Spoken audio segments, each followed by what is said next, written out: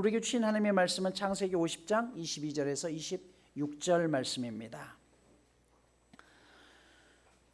요셉이 그의 아버지의 가족과 함께 애굽에 거주하여 110세를 살며 에브라임의 자손 3대를 보았으며 므낫세의 아들 마길의 아들들도 요셉의 스라에서 양육되었더라. 요셉이 그의 형제들에게 이르되 나는 죽을 것이나 하나님이 당신들을 돌보시고 당신들을 이 땅에서 인도하여 내사 아브람과 이삭과 야곱에게 맹세하신 땅에 이르게 하리라 하고, 요셉이 또 이스라엘 자손에게 맹세시켜 이르기를 하나님이 반드시 당신들을 돌보시리니 당신들은 여기서 내 해골을 메고 올라가겠다 하라 하였더라. 요셉이 110세의 죽음에 그들이 그의 몸에 향재료를 넣고 애굽에서 입관하였더라. 아멘.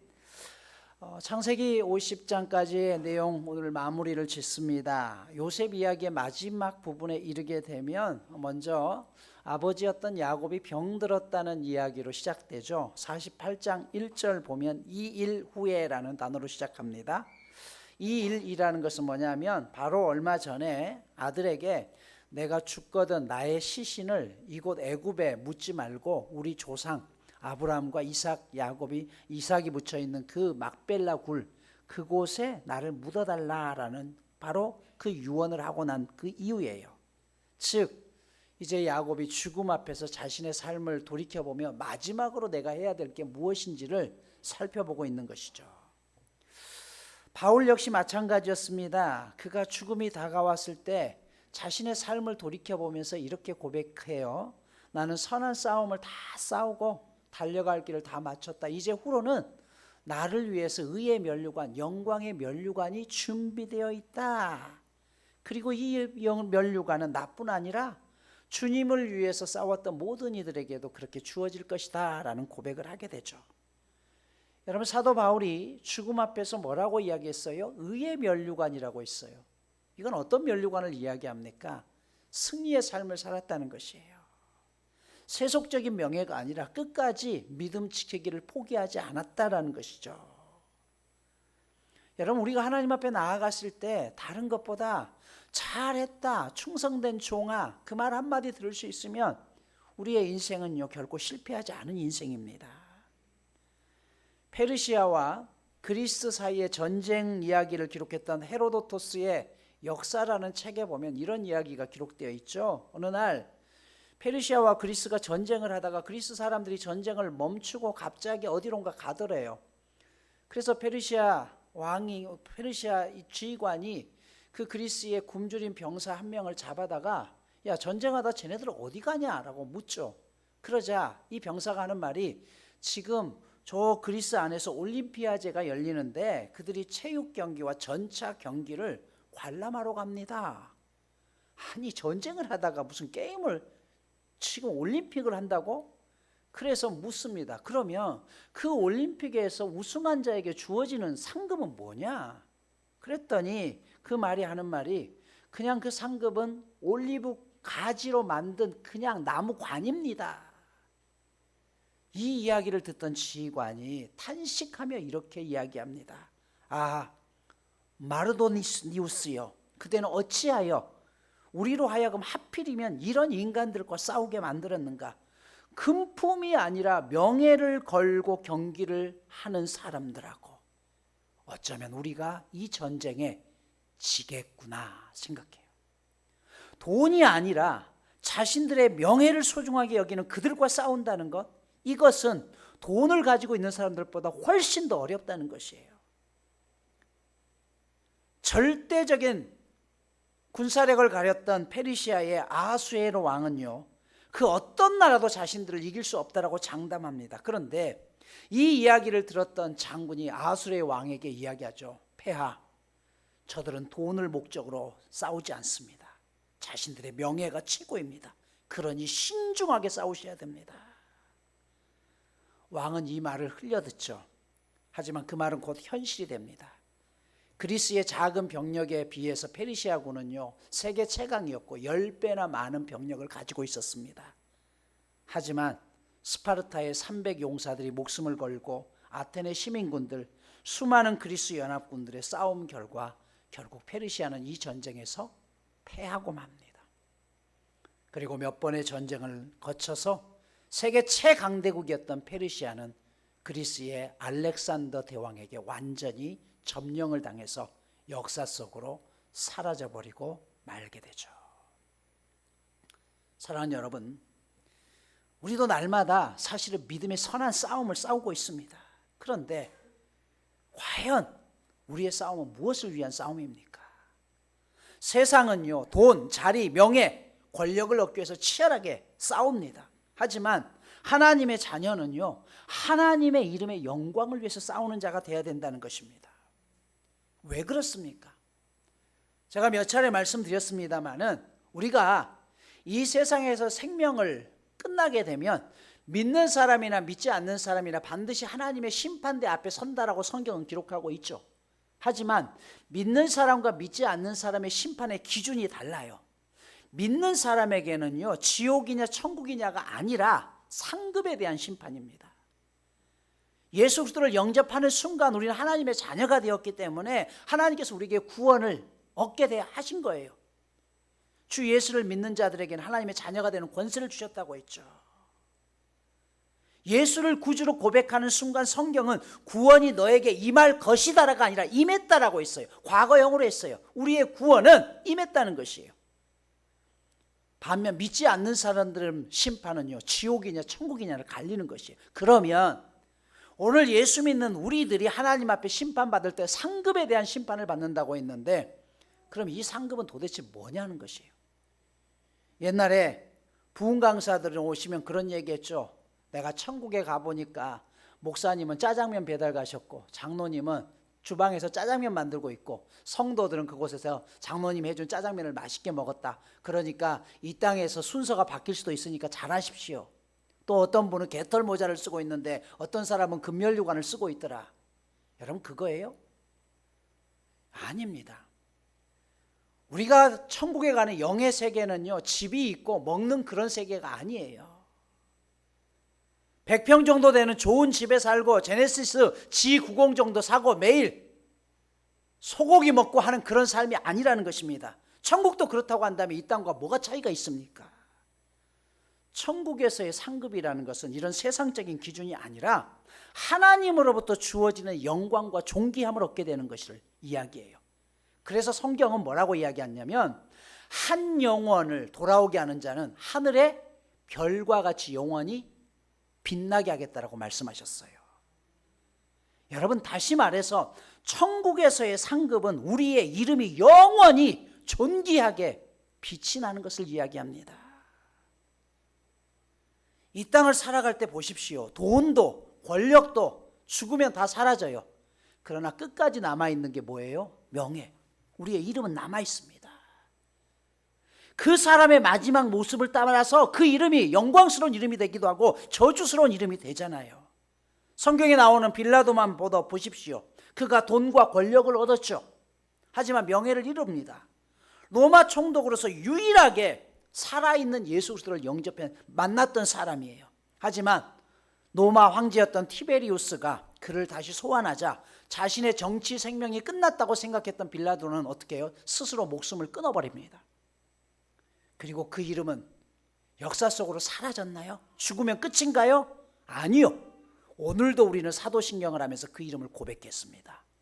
자신은 죽으면 끝날 것 같았지만 그 이름은 역사가 기록되는 순간 매주일 전 세계의 교회에서 사도신경을 고백할 때마다 예수를 십자가에 내준 장본인 저주스러운 이름으로 불리는 것이에요.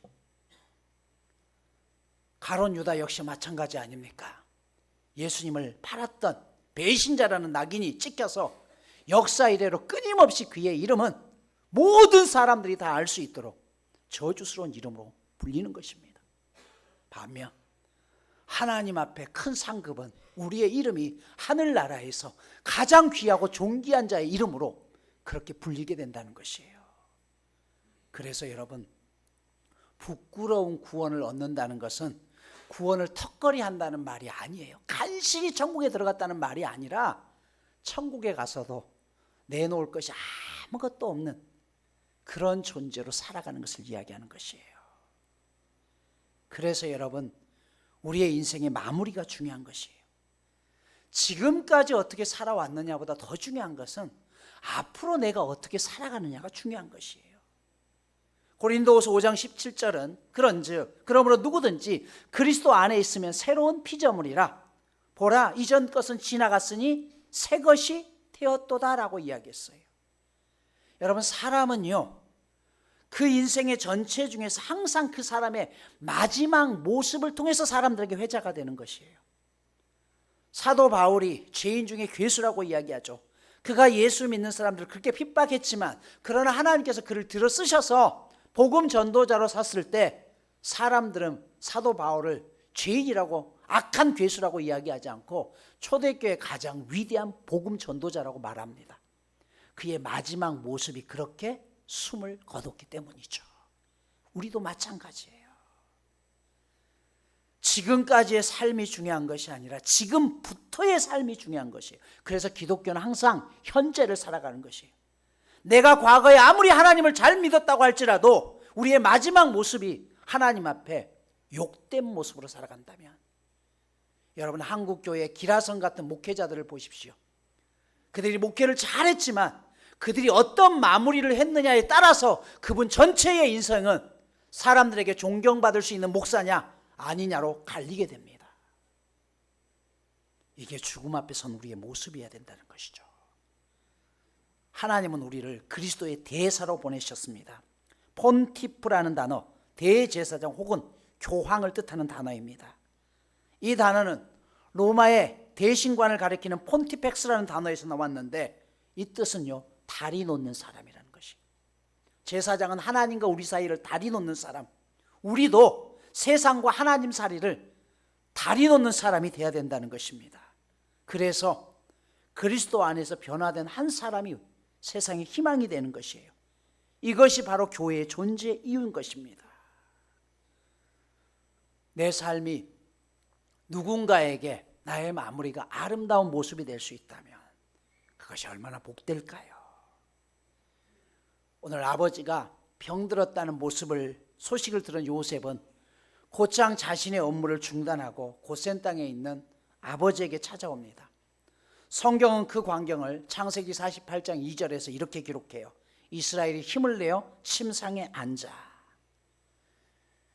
여러분, 언제나 야곱에게 요셉은 힘을 주는 존재였습니다. 마지막 힘을 내서 요셉이 왔다는 소식을 듣고 침상에 앉죠. 누군가에게 생각만 해도 힘이 될 수 있는 존재가 된다는 것처럼 복된 인생은 없지 않겠어요? 사도 바울도 자신의 인생이 마무리되었을 때 디모데에게 이렇게 얘기하죠. 브리스길라와 아굴라와 오네시모로의 집에 문안하라 라고 이야기해요. 여러분, 브리스길라와 아굴라가 누굽니까? 사도 바울이 고린도에 와서 아덴에서 복음을 전하다가 실패했다고 생각했어요. 그래서 그 복음에 대한 열정이 사그러졌을 때 고린도에 와서 처음으로 그가 복음 전하는 것을 잠시 멈추고 사도 바울이 천막을 만드는 기술이 있었기 때문에 천막을 만들기 위해서 천막 파는 가게 안에 들어갔다가 거기서 브리스길라 아굴라 부부를 만나게 되죠. 그때 그들이 서로 처음 만났지만 그것이 인연이 돼가지고 사도 바울이 죽을 때까지 늘 곁에서 함께 후원하고 함께 했던 사람들이 아굴라 부부였습니다. 죽음 앞에서 그들에게 감사함을 느끼는 것이에요. 오네시보라는 사람도 역시 나오죠.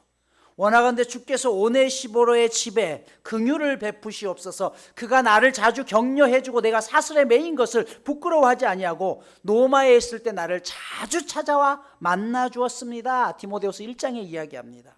이 오네시모로는요 사도 바울이 2차 감옥에 갇혔을 때 찾아왔던 사람이에요.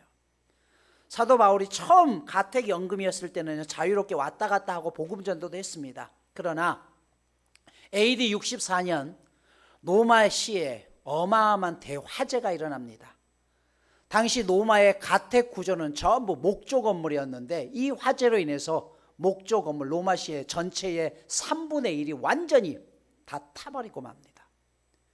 노마 시민들은 이 화재의 주범을 네로 황제라고 여기기 시작해요. 그래서 이 네로 황제는 자신에게 쏟아지고 있는 의심의 눈총을 없애기 위해서 누군가 희생양이 필요했습니다. 그들이 바로 크리스찬들이었습니다. 그래서 이때부터 AD 64년 때부터 기독교의 수장들이 전부 다 끌려와서 목 베어 죽이고, 그리고 짐승 사자의 밥이 되기도 했고, 밤에 십자가에 매달려서 그들에게 몸을 태워서 불을 밝히는 화형의 도구로 사용되기도 합니다. 사도 바울도 이때 끌려오게 되죠. 그리고 이때는 로마에서 불을 켜고 그런 기독교 지도자들을 쌍지를 켜고서 처단하겠다고 쫓아다니던 그 시절이었어요. 사도 바울을 향한 다른 제자들의 발걸음이 뚝 끊어졌던 시기입니다. 그때 오네시모로가 사도 바울을 수소문해서 찾아오게 돼요. 여러분, 오네시모로 입장에서는 그런 사도 바울을 찾아온다는 것 자체가 자신의 목숨을 거는 일이죠. 그런데 그는 로마에 있을 때 수시로 방문을 해서 사도 바울에게 힘을 주었습니다. 사도 바울이 죽음 앞에서 그들에게 감사의 말을 전하고 있는 것이에요. 제가 존경하는 목사님 가운데 한 분이 경기도 광주의 평화교회를 담임하시는 이동현 목사님입니다.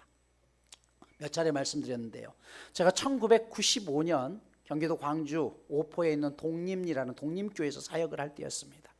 이 독립리도 굉장히 사실은 시골인데 거기서 더 떨어진 영리라는 마을이 있었습니다. 여긴 더 떨어지는 곳이에요. 영리의 교회에 개척을 해가지고 그 집 몇 가구가 되지 않는데 이 목사님 새벽마다 문고리, 대문 문고리를 붙들고서 하나님, 이 집 영혼을 불쌍히 여겨주소서, 그렇게 해서 한 가정 한 가정 전도하기 시작해서 5천 명의 교인이 되었습니다. 교회를 새로 건축하면서 자신의 사무실 밑에, 그 바로 사무실 밑에 자기 지금까지 목회를 하면서 함께했던 먼저 돌아가신 권사님들 유골을 가져다가 사무실 밑에다가 묻었어요. 유족들의 부탁을 받고서.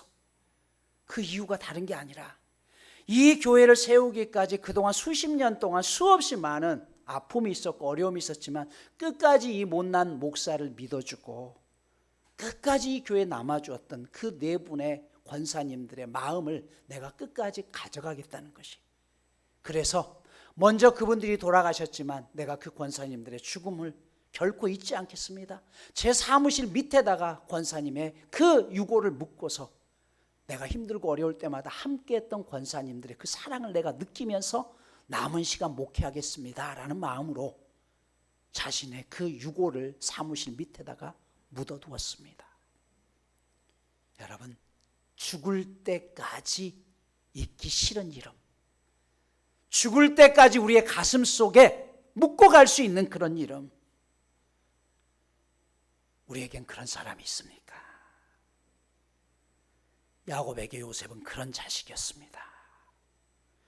이제 기력이 쇠하여 있지만 마지막 야곱은 크게 주어진 사명을 감당합니다. 그 사명은 크게 두 가지였어요. 첫 번째, 하나님의 뜻에 순종해서 자식들에게 축복하는 것이었습니다. 요셉의 두 아들 므낫세와 에브라임을 축복하는데 오른손을 둘째 머리에, 왼손을 큰애 머리에 어긋나서 축복합니다. 원래 오른손은 권능의 의미예요. 그래서 항상 오른손으로는 첫째를 축복하는 게 맞는데 어긋나서 이야기하죠. 요셉이 아버지가 잘못 생각했나라고 해서 아버지 그게 아니에요. 그러자 야곱이 이야기하죠. 아니다, 나도 안다. 근데 이게 하나님의 뜻이야. 첫째와 둘째를 바꿔서 축복합니다. 젊은 시절 자신이 장자의 축복을 받기 위해서 형의 장자권을 빼앗으면서까지 축복을 갈구했던 그였지만 마지막 순간에는 자신의 육신적인 생각은 철저히 버리고 하나님의 뜻을 따라서 어긋나서 축복하는 야곱의 모습이었습니다. 그리고 남은 자녀들을 하나씩 축복하게 되죠. 그런데 이 축복의 내용이 단순히 이 땅에서 잘 먹고 잘 살아라 그것이 아니라 믿음을 전하기 위한 축복이었다는 것입니다. 여러분, 그래서 우리가 자녀들에게 축복하기 위해서는 먼저 내게 은혜가 있어야 돼요. 여러분, 내 안에 은혜가 없는데, 내 안에 예수 그리스도에 대한 감동이 없는데 그것을 자녀들에게 전수할 수 있을까요? 평생을 신앙생활하면서 수십 년을 신앙생활하면서 나는 교회에서 받은 것은 구원받는다는 건 아는데 어떤 감동도 없고 평생 교회에서 받은 상처만 내 가슴 속에 있다. 여러분, 과연 자녀들에게 그 마음으로 신앙에 있어서 너희가 신앙생활 잘하라고 이야기할 수 있을까요? 한번 잘 생각해 보십시오. 여러분, 죄인 중에 괴수라는 말을 했죠. 사도 바울이 그런 말을 했어요. 이 뜻이 무슨 뜻인 줄 아세요? 지금은 수세식이지만 옛날 푸세식에, 여러분 푸세식에 사람이 통째로 빠졌어요. 그 냄새나는 그 자식을 데려다가 깨끗이 씻겨서 다시 새 옷을 입혀서 그렇게 존귀한 자로 쓰임받게 하는 게, 그게 죄인 중에 괴수라는 원뜻이에요. 우리가 하나님 앞에 구원에 대한 그런 감동이 있습니까? 이 감동을 알지 못하기 때문에 조금만 어떤 일이 있으면 힘들어서 시험에 들고 낙심하고, 그런 마음으로 여러분 자녀들에게 신앙의 전수가 과연 가능할까요?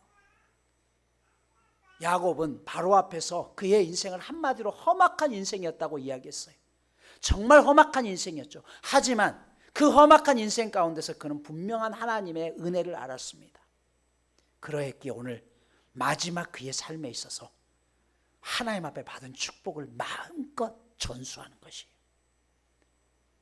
우리가 그 구원의 은혜를 잃어버리면 안 되는 이유입니다. 두 번째로 그가 했던 것은, 이 땅이, 이 애굽 땅이 우리가 살 땅이 아니라 내가 죽거든 내가 가야 될 곳은 따로 있다는 것이에요. 가나안 땅이라는 것이에요. 그래서 어떻게 해요? 반드시 내 시신을 가나안 땅에 데려다 달라고 이야기해요. 창세기 50장 오늘 본문에서는 이 야곱이 죽고 난 다음에 또 한 사람의 죽음 이야기가 나오죠. 그 이야기가 누구예요? 요셉입니다. 성경은 요셉이 죽었을 때 그의 나이가 110세라고 이야기했습니다.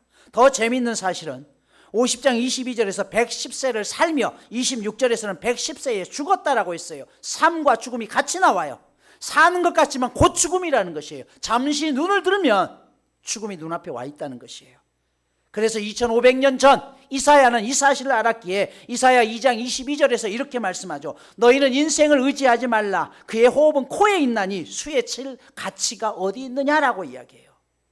여러분, 내 호흡이 코끝에서 멈추는 순간 사람들은 나에 대한 호칭도 달라집니다. 비록 의식불명의 상태로 중환자실에 살아있을 때는요, 내 이름으로 부르지만 내가 그 호흡을 멈추는 순간 사람들은 나를 시신이라고 불러요. 사람과 시체의 차이가 뭡니까? 사람일 때는요, 주위 사람들에게 더불어 살아가야 될 대상이지만 시체가 된 순간은 격리의 대상이 되는 것이에요. 조금 전까지 살을 부비며 살았던 부인도 남편도 어떻게 해요?